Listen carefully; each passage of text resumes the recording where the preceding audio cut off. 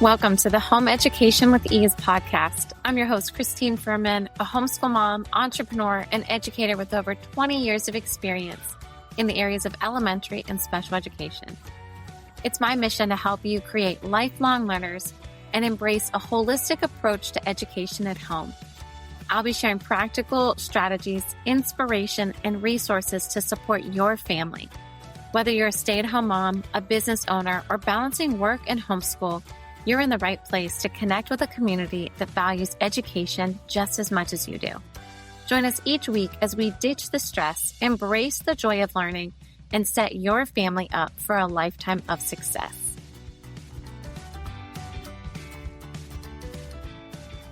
Hey there, friend. Welcome back to another episode of the Home Education with Ease podcast. I'm your host, Christine Furman, your home education expert. And I just want to say thank you. I know that your schedule is busy. I know that you have a lot of things going on. And I just appreciate you taking a moment out of your day to listen to the Home Education with Ease podcast. So thank you so much for tuning in.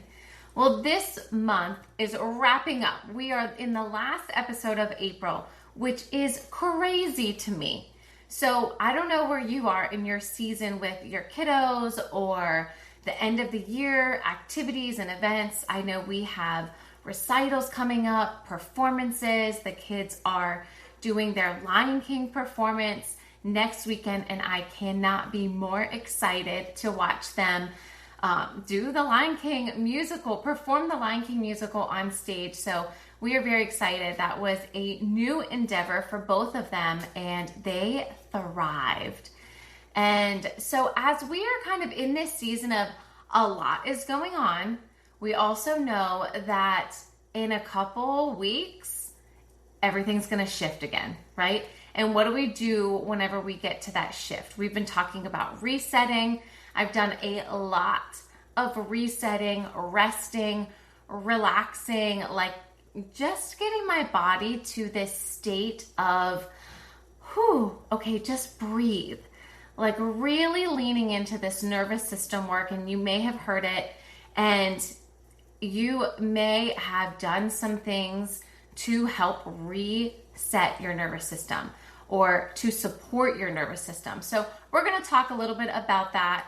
We are going to just share different things of how I have turned this reset of this month into things that we are doing in our home and how it has changed some things in our home and why we've done some of those things. So a little behind the scenes this episode of some of the things that we've done this month to just kind of sit and not go, not feel overstimulated, not be overwhelmed with our schedule, but say it's okay. We're going to build in rest and relaxation, and we are going to enjoy this season, because very often we just go to the next thing, right? And then you move on to the next thing, and then you move on to the next thing, and there's always going to be something else.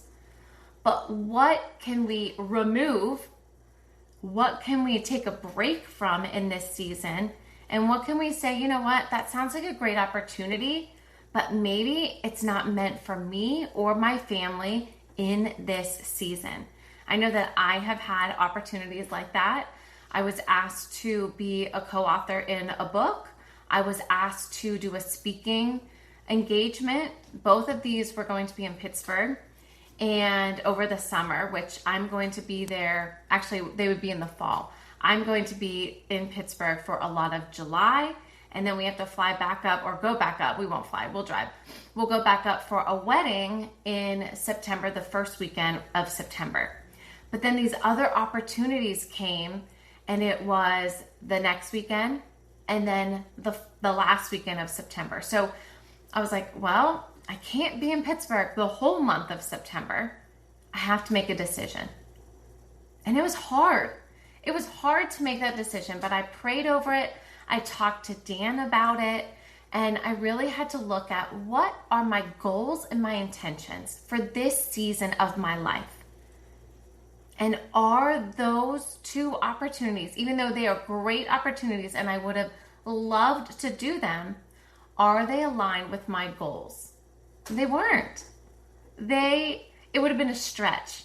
It would have been a struggle to say, yes, I can be up there for a wedding, come home, turn around and go up for another weekend, come home, be home for 2 weeks, and then go back up for another week.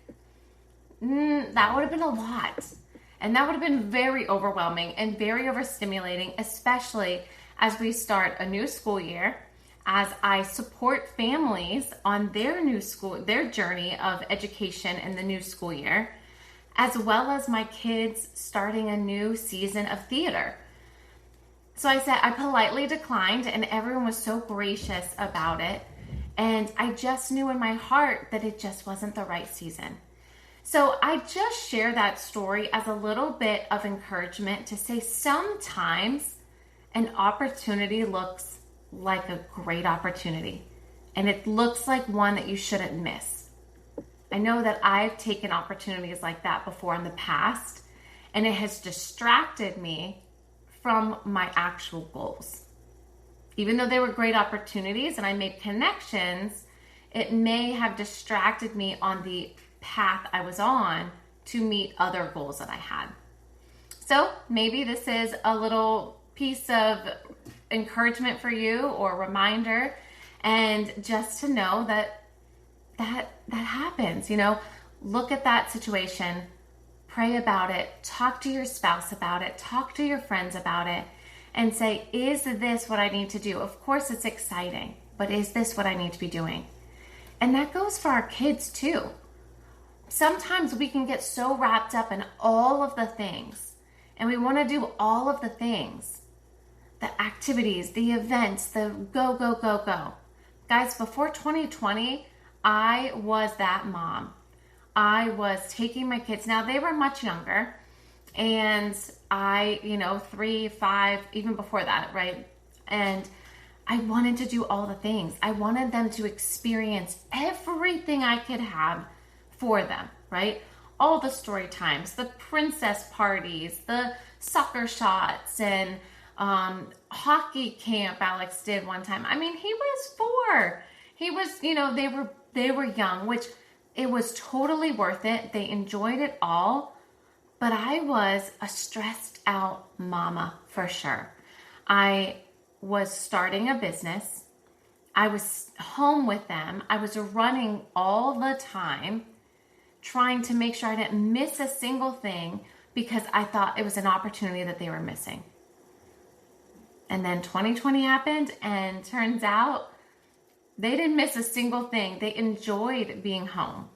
I enjoyed being home. It was good for my nervous system to pause. I mean, in the big scheme of things, I was still running the business, and it actually ramped up during 2020. And we were moving to Georgia at that time. So was my nervous system, in a total calm state? No, it was not.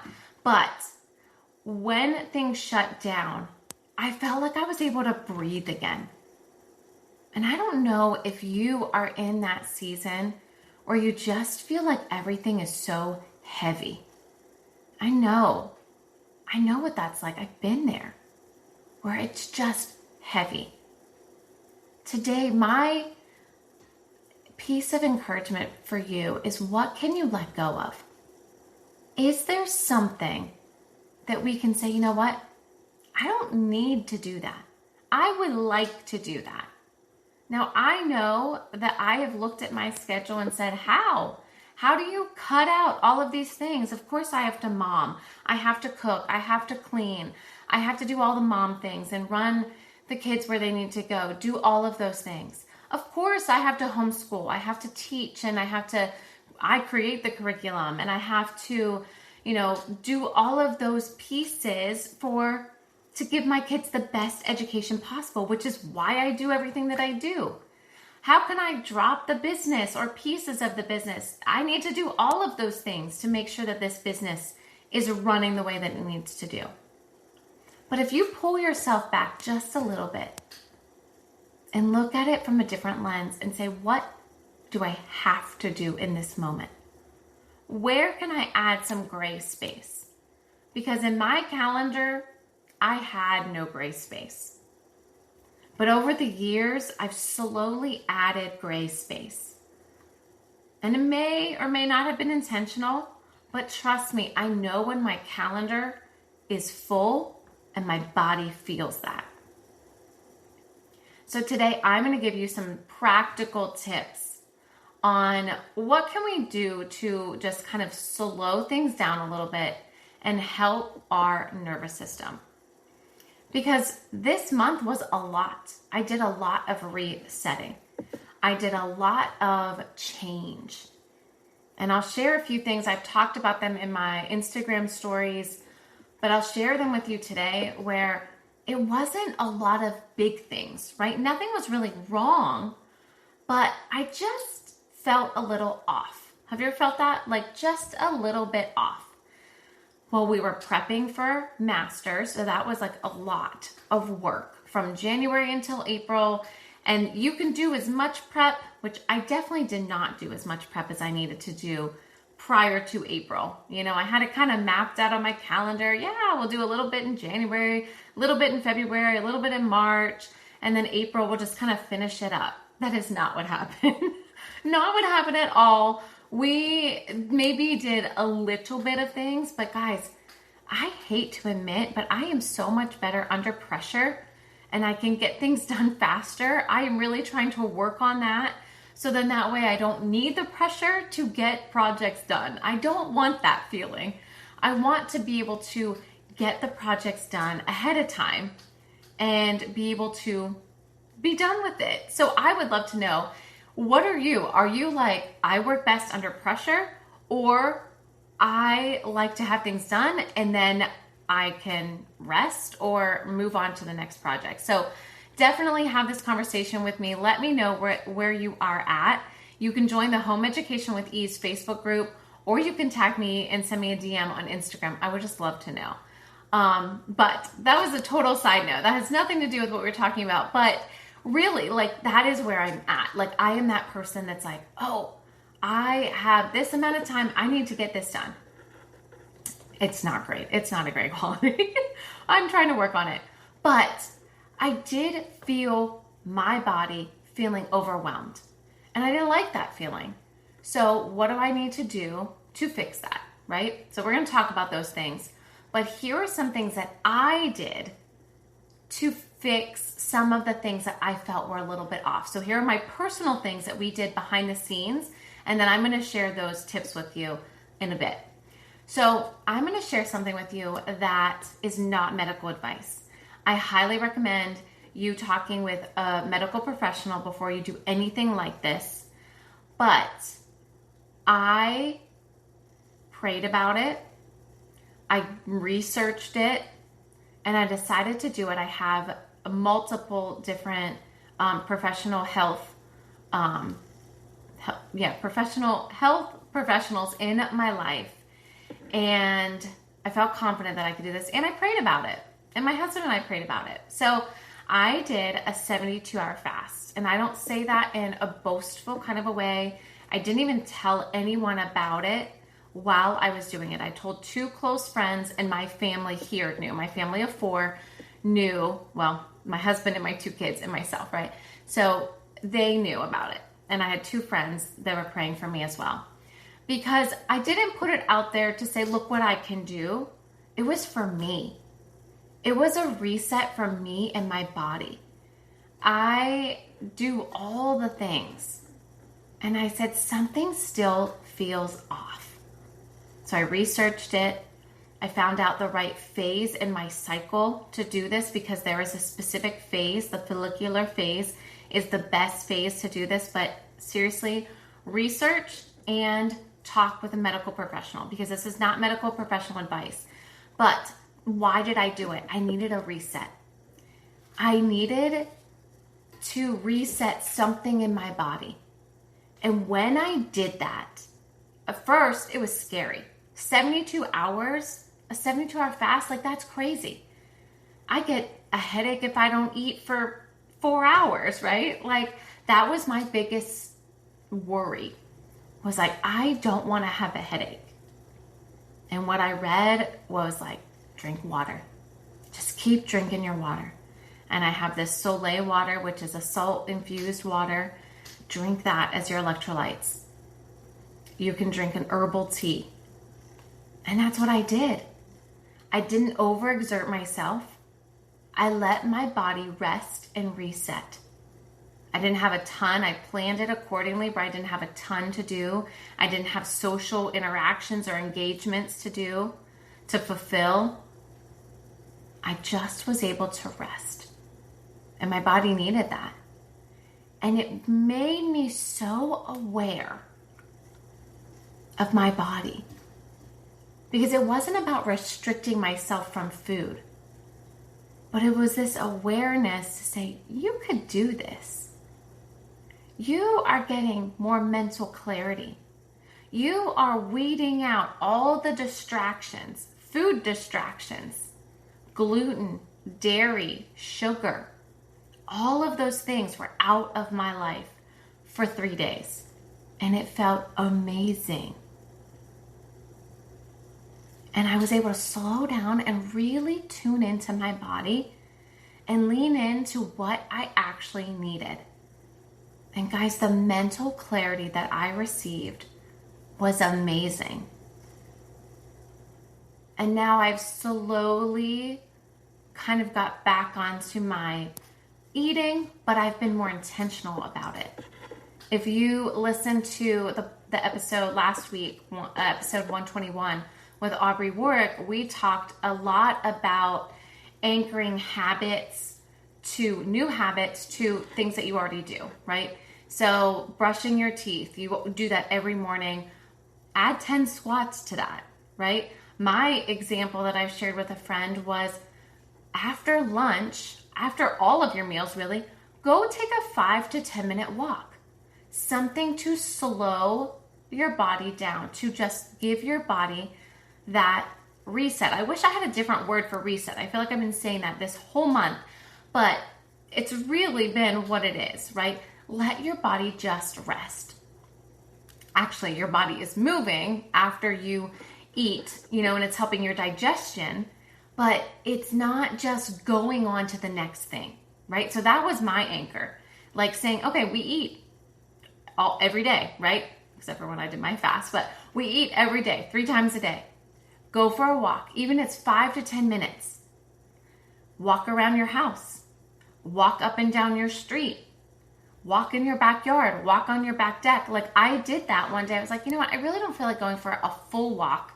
But while I listen to these messages and respond, I'm going to just walk in my back deck and just keep walking in circles. And I did. And of course, it wasn't as many steps as I would have walked my whole neighborhood path, but I still was able to get some movement in my day. Now, something else you could do is go for a walk with no distractions and just let your body, rest and recover from the day. So think about those kind of things. Like, what do we need? Do we need to get rid of the junk in our life? That is one of the quotes that my pastor at our church says all the time. Let's get rid of the junk in our life. And I love it so much. What distractions can we remove from our life? When I fasted, I removed all the food distractions. Now my focus is on whole foods, good quality foods, and cleaner drinks. Now I have had a treat. I have had a coffee. I have had certain things. I've added small things in, but it's a small amount. And trust me, I can tell a difference. And now I have to ask myself, is it worth it? Is it worth the bloating or the discomfort from that particular thing? Not really. I really don't want it. So think about those kind of things as well. As you are maybe uncomfortable in some areas. And what can you do in maybe your health area, right? Or food, or is there something that you can remove So then that way you can focus on the things that you need to focus on. And maybe you will start to see more mental clarity. Remove the coffee, remove the creamer, remove the sugar. And I get it, guys. I know as a mom, we've got a lot going on and a lot of us run on caffeine. I get that. But just try it. And let me know what works for you and what is a challenge. I would love to know that as well. So then, after I did my fast, I was slowly getting back into my routine of all the things. I didn't do a ton of work that week because I didn't want to overexert any kind of energy and feel fatigued or have a headache or anything like that. But the next Friday, I was like, you know what? My room here, I call it my EduPlay room because this is where I teach, this is where I record, this is where I tutor, all of the things. This is where all the curriculum is created, all of the books and everything is in here. It's like a little classroom in my home and I love it. We have a chalkboard wall, we have every game and every kind of manipulative you can think of. And it's just my place. I just love it so much. And I love to be able to have that opportunity for so many students and my own children. But I was like, something is off in here. And it was just the position of my desk. It was the position of the tables. It was just moving a few things to feel more at like, whew, okay, I can breathe again, right? And sometimes when we have chaos, it's going to create more chaos.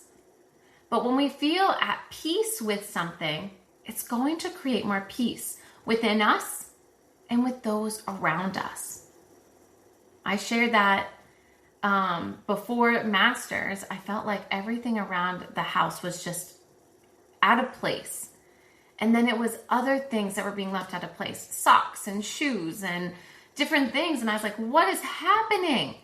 The whole house was in chaos, which then was just leading to more chaos, which then was making me crazy. So as we got back and the house was neat and clean, it was peaceful. We all came back and we were like, whew, this feels so good. And it truly does to have that peaceful kind of feeling. And so I would love to know, is there something that you can do in your home? May not be a classroom like mine was, right?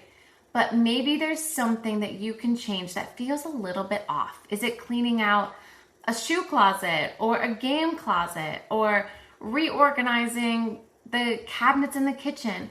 What is one thing that maybe feels a little bit chaotic that you can just shift a little bit and it'll feel a little bit better? And maybe the same thing with the kids. I know Alex's room can get to be a little bit chaotic, a little bit overwhelming, and he feels it for sure. So then I go in and I help him just kind of reorganize, get things back where they need to go, and he just feels that like, I can breathe again. And of course I say every time, now we're going to keep it this way. Don't make a mess. We are definitely off to a good start this time. So as they get older, there is hope. And some kids like Ella, she organizes her room all the time. And she's always in there reorganizing and decluttering and getting rid of things that no longer serve her. And I just want you to kind of keep that in mind. What are things that you can get rid of? The distractions in life, in your space, digitally, right? All of those things are all distractions. And what can we do? How can we now do something for ourselves and say, you know what? I'm going to block out those distractions, even if it's for a small amount of time. So I started a book while we were at the beach on vacation. And at first I was like, nah, it was an author that I loved prior to. And it was an okay, like, I don't know if I'm going to get into this or not. And then I couldn't put it down. So I just kept reading it. I read the whole time. And then even when we came back, like I would read on the beach and I'd play with the kids as well, but I would read And then when we come back, like if we had some downtime as everyone was getting ready, I would sit on the screened-in porch and I'd read a little bit more. And it just felt so relaxing. And I was like, why do we not do this at home? We have a screened-in porch. We have a front porch. We have plenty of space that we can sit and read. So I made a very intentional decision to start sitting down and just reading for fun. Not a business book, not a self-help book, not anything. It was just fun. And I enjoyed it so much. And I wrapped it up and I was like, oh, now what do I do? Now I need a new book. But it was something I would read at night before bed. And then that's an example for your children too. Slow down and just read for fun. My kids are constantly reading. I cannot keep books in the house fast enough for them or get books for them fast enough. But be that model for them and just slow down and say, you know what, we're just going to sit down and read. And that's something that we've started doing. I mean, we do this all the time. We read in the car. We read on the couch. Like wherever we can get cozy, we're going to sit down and read. But this has been something like after lunch, after they've had theater, and they need kind of that decompressing time before we move on to something else. I'm like, let's just get our book and let's go outside and read. And it's just so relaxing to sit together and just read. And they're just listening, or we're taking turns and they're reading as well. But it's not really a big expectation of just, let's sit here, let's enjoy time together, and let's decompress. So sometimes think about that. It doesn't always have to be productive to be valuable. We can enjoy time together, and even though it doesn't feel like it's productive, it actually is. I know when I grew up, I didn't feel like we had a lot of downtime. I felt like we were always moving on to the next thing. There was always something else we needed to be cleaning up or doing. We lived on a little farm. It wasn't a big farm. It was about 10 acres. And it just always felt like there was always something. I didn't feel like and I know we had fun. We had a playground. We had a pool. My dad always made us new playground equipment. Like we had a ton of things. But I just felt like sometimes it was like, oh, all right, let's get outside and let's get this cleaned up, or let's fix this, or let's do that. And it just felt heavy maybe, where I'm like, I don't want that. I want to have good work ethics, of course, but I want to build in more downtime. So this is something that, like I said, I've been talking about, this nervous system shift, right? Of how can I build that downtime in? Because we don't always have to be doing, because that's when we become and we feel that rushed feeling, that overstimulated, thinking about what's happening next. What do we have to do next? Trust me, I've got a laundry list of things that need done all the time. Business-wise, curriculum-wise, education-wise, house-wise, right? There's always something. But sometimes we just need to slow down and let our bodies feel that calm and feel that safety and say, you know what, it's okay. It'll get done. We're going to get it done. I know that earlier this week, Alex, we were kind of rushing out the door, if you will. Alex slept later and I just let them sleep, but he didn't have a ton of time to get ready for theater. I probably should have woke him up a little earlier, but he had enough time, but he felt rushed, I guess.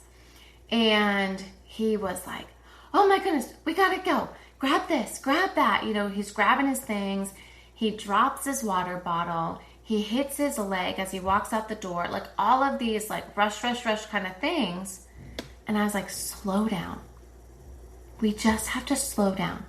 I said, think about all the time that is being wasted if you drop your water bottle and you have to pick it up. If you hit your leg and you have to, tend to a wound or whatever you have, a bruise or anything. But if we slow down and just say, okay, we have this amount of time. We need to get these things done. just get them done. My husband is the master of that. I am still learning, just to be clear here, okay? I am still in that learning phase, but oh man, it has been a beautiful journey to not feel constantly rushed. My husband is always like, yeah, I have 2 minutes until my next call. It's fine. I'll get upstairs and get on it. I got 2 minutes. And I'm like, oh my gosh, get upstairs and, do all the things. And it's just a different kind of mindset. I'm not like that as much anymore because I'm like, okay, I have time. I have 5 minutes. Like, go upstairs, get situated, get ready for your call.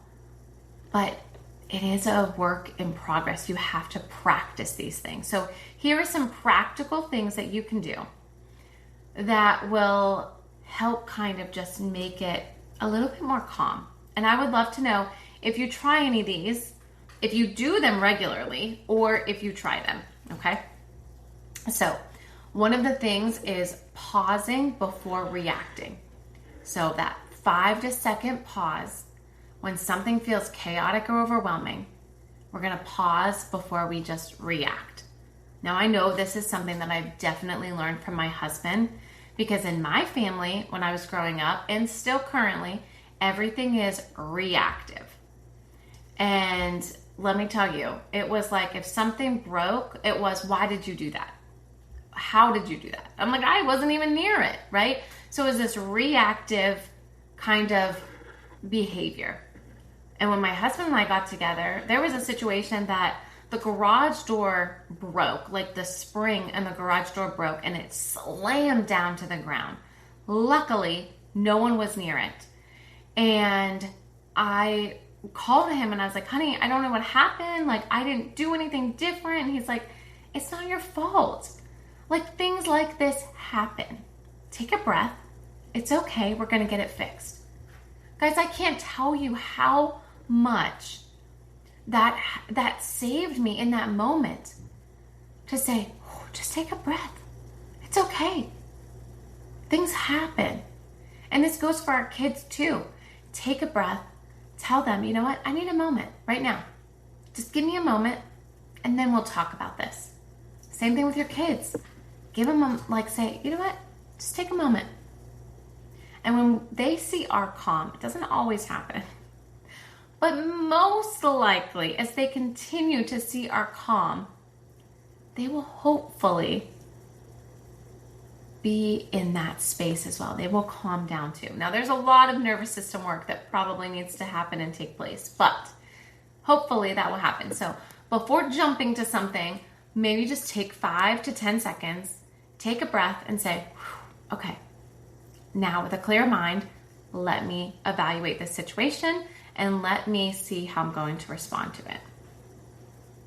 We talked about the walk already. So going for a 5 to 10 minute walk, no phone, just you to help your body reset. And I know me in the morning, I have my phone with me all the time. And sometimes I come back more charged. And I'm like, that was not relaxing. Like, I went on my walk for exercise, right? This is different. I'm talking about going for a walk just for you. Go on a walk with nothing, no phone. I mean, you can have your phone, but no music, no podcast, just walk. And like I said, it could be in your house, it could be on your back porch, in your yard. It doesn't have to be complicated, right? And take your kids with you. If you have littles and you're like, how am I going to do this if I have little kids? Take them with you and say, you know what? We're just going to go up and down the driveway a few times. That's all. And then just, let it just kind of reset your body before you move on to the next task. Or maybe sitting outside in silence. And again, I understand if you have littles, this does not always happen. But maybe you could get a few minutes outside. Maybe you could wake up before the kiddos wake up and get outside or enjoy the morning sun. Again, 5-10 minutes, just soak up that sun, soak up the fresh air. Let your body just prepare for the day or catch up to your day, depending on where you're at during your day. Or it could even be at night. I love letting the dogs outside at night and just looking up at the stars and just taking it all in. It is probably one of my favorite things of like, it's so beautiful.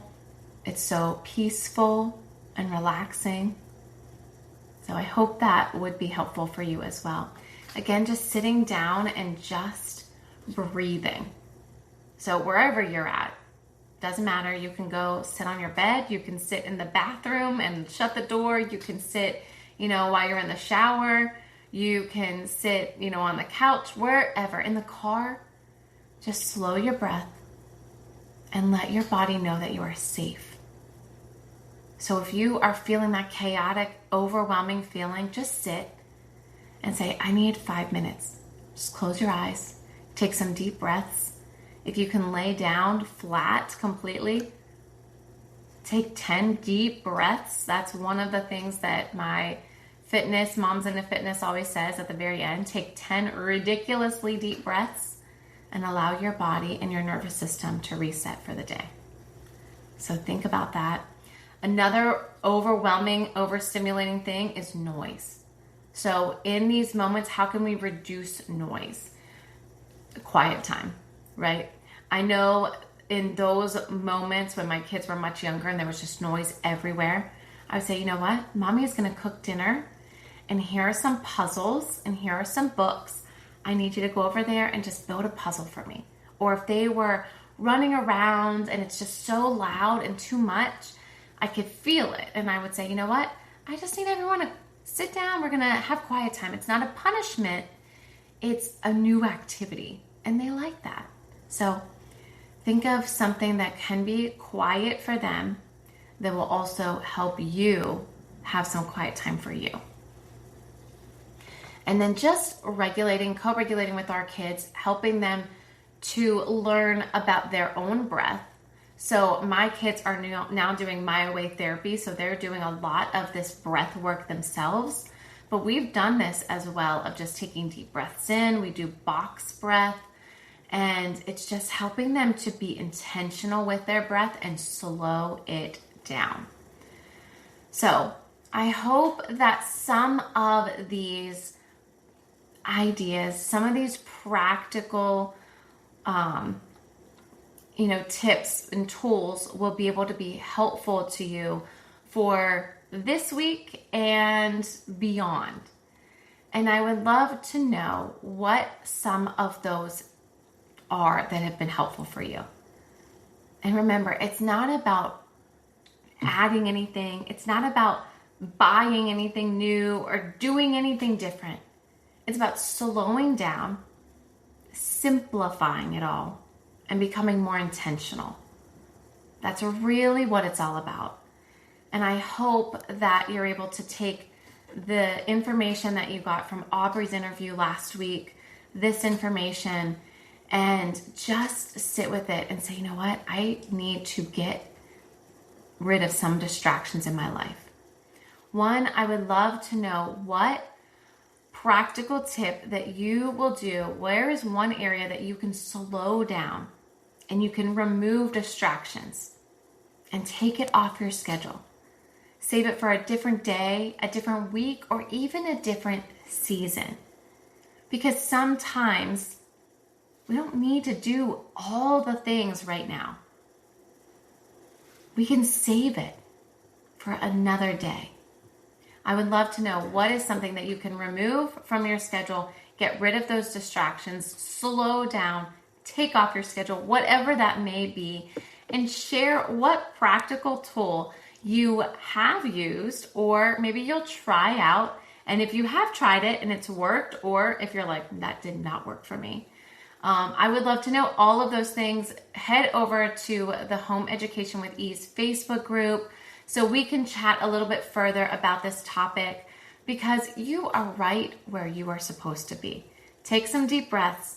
Know that I am here cheering you on every single step of the way, and we have an entire community of moms behind you and beside you to say you've got this, and we're here to support you in your journey, no matter where you are.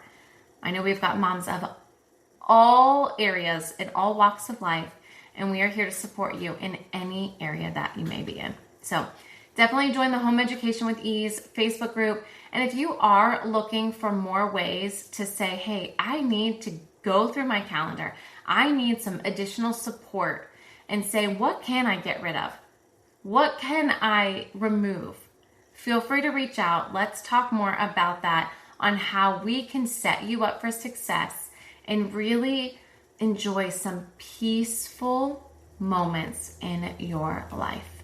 Well, thank you guys so much. I hope you have a great week. And remember, see each moment as a chance to learn, create, and have fun. Bye, guys. Thank you for tuning in to the Home Education with Ease podcast. I hope today's episode left you feeling empowered and ready to take the next steps on your home education journey. Your support means the world to me. Please subscribe, leave a review, and share with a friend. For even more resources, be sure to join the free Facebook group, Home Education with Ease, and visit eduplaylearning.com to explore our programs and subscription kits. You can find the links and any other links mentioned in this episode in the show notes below. Remember, you're not alone. This community is here to support you every step of the way.